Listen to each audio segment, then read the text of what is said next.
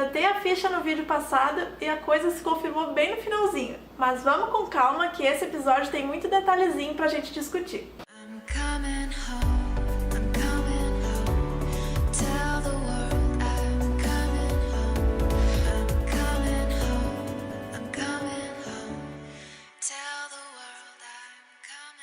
Se caiu de paraquedas aqui no canal, já vai se inscrevendo pra não esquecer. E se já é inscrito, já vai deixando o like pra apoiar o movimento. Hoje a burra não esqueceu de ligar a lâmpada, então assim, ó, vocês me desculpem pelo vídeo passado. Se o episódio passado me deixou empolgada, esse me deixou um pouquinho mais tensa.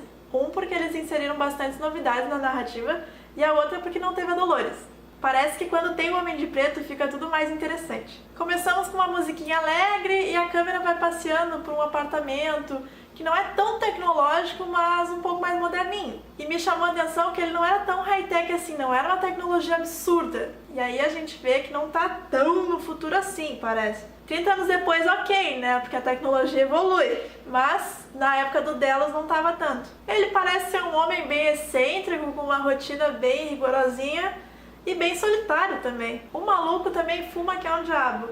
E isso deu pra notar ali nos últimos episódios, quando ele apareceu, que ele tava tossindo. Apareceu o Dr. Ford também, só de levinho, só pra dar um gostinho assim, de inserir ele de volta na história. Mas também, sacanagem, né? Não deu nem 2 segundos. E aí, aparece o William pra fazer uma visita pra ele, tomar um whisky e tudo mais.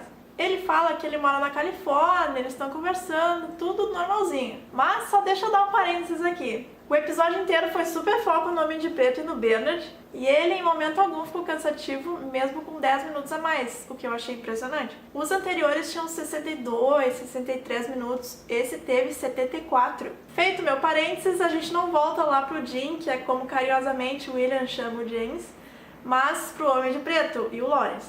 E tá lá o Homem de Preto jogando o joguinho dele na moral com o Lawrence e se depara com um trilho de trem feito não com madeira, mas com humanos. Meu palpite é que são visitantes, né? Até porque tinha uma galera junto com os índios também, que a gente já vai chegar nesse ponto. E aí a gente percebe a quantidade de gente que ia lá pra fazer o que quisesse fazer com os androides. Era uma galera grande. O Homem de Preto continua jogando esse jogo feito especialmente pra ele, que ele tá jogando sozinho, exceto pelo Lawrence. E a gente não sabe exatamente aonde que ele vai e pra onde ele tem que ir. Aonde exatamente termina esse jogo criado pelo Dr. Ford? Corta lá pro Bernard e ele tá todo ferrado sendo arrastado pela Clementine na areia. E ela arrastou ele pra longe mesmo e deixou ele abandonado lá numa caverna. Nessa caverna ele tá ainda meio capenga dos tilts que ele tá tendo.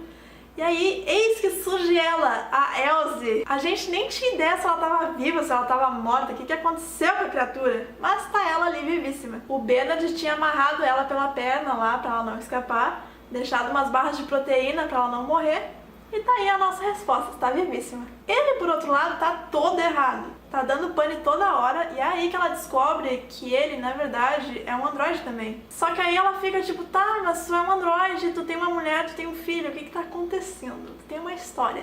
Essa linha temporal dele tá toda bagunçada e se a gente achava que não tinha mais como bagunçar a nossa mente, tem, eles sempre arranjam um jeito. Não se sabe se a Elsie tá com ele, aonde que ele tá, se ele tá ali mesmo, com quem que ele tá, se ele tá sozinho. Quando que aconteceu aquela chacina que ele descobre depois. E aí a gente descobre que aqueles bonecos brancos, na verdade, são bonecos brancos mesmo. Não era a visão dele com relação àquelas pessoas, eram de fato bonecos brancos. E que aquela matança naquele laboratório foi feita por esses bonecos. E é engraçado ver as reações da Elsie, porque são exatamente as reações que a gente teve como espectador, já que ela não sabe nada do que aconteceu, nem que o Ford tinha morrido. Naquela parte dos índios, eles pegaram um monte de visitantes como reféns. E a menina que apareceu no episódio passado, que apareceu no início e no fim, também estava lá. Ela conseguia entender a linguagem deles, que era Lakota, e aí o Stubbs estava lá também, e ele ficou meio... Nossa, tu tá aqui há tanto tempo que tu sabe a língua deles? Daí rolava aquela teoria de que os índios estavam lá pra salvar os humanos e tudo mais. Ela disse que não importava, que ela não queria sair propriamente da ilha. E eu já pensando aqui comigo com os meus botões, olha aí ó, a menina sabe a língua dos índios, não quer sair de lá,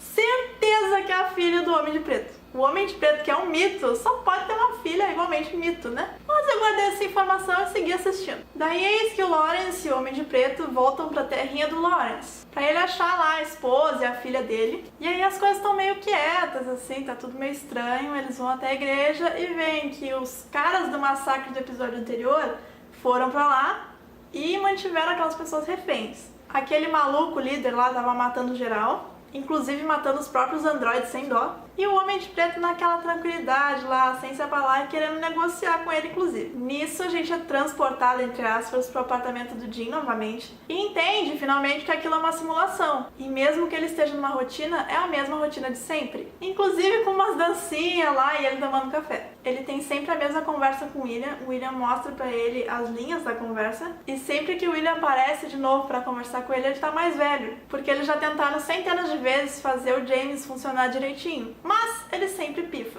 Ele é tipo um Bernard com o background do Arnold, mas que não deu muito certo. E aí rola meio que um incêndio ali, a gente fica tipo... Tá, mas matou de vez, o que aconteceu? Na parte dos índios, a menina consegue escapar, mas o Stubbs não. E os índios deixam ele embora por alguma razão. Aquela parte ali tem que dar uma desembaraçada, porque tá cheia de incógnita. O Bernard com a Elsie tá indo dessa lembrança dele com ela pra lembrança de quando tinha humanos trabalhando ali com os bonecos brancos. Eles não estavam construindo androides propriamente, mas estavam construindo outra coisa. Por isso que aquele polo ali era escondido e afastado de geral. Voltando para os acontecimentos do Homem de Preto com o maluco lá, que ele tá ameaçando todo mundo com o líquidozinho do capeta, ele por fim tem uma conversa ali com o Homem de Preto e usa a mulher do Lawrence pra matar ele. Nisso, o Homem de Preto tem uns flashbacks, assim, da esposa dele na banheira, que mesmo que a gente não lembrasse da temporada passada, daria a entender que ela cometeu suicídio na banheira. Rola um diálogo e acontece um dos sequenciais mais bacanas desse episódio, que é a matança na chuva. Aliás, diga-se de passagem, todas as cenas com eles são muito boas. E essa em especial completa com uma explosão do cara que estava ameaçando todo mundo. Quem deu o tiro foi o Lawrence, porque ele estava pistola. E é claro, para rolar essa explosão dele, o Homem de Preto enfiou o líquidozinho do capeta à força na goela dele, que era coisa básica, assim, era só nitro, né? Inclusive era até engraçado porque o maluco tinha muito estilo do Logan. Talvez tenha sido até um gatilho pro Homem de Preto matar ele bem matado. Daí a gente entende que o William, depois de 300 anos, ficou tentando fazer o James Delos funcionar sem sucesso. Porque a mente dele estava sempre pifando e nunca ficava estável. Até ficava semanas, alguns meses até, mas nunca sempre. Sempre dava algum erro. Nessa cena especial, o William já estava velho. E o James não reconhecia mais ele de tão velho que ele estava. Daí ele aproveitou e começou a despejar tudo nas fuças dele, dizendo que todo mundo tinha virado presunto. A filha dele, o filho dele, Logan. Aí, obviamente, o velho pifou de novo. E aí o William, quer saber? Pifa aí, não me enche mais o saco.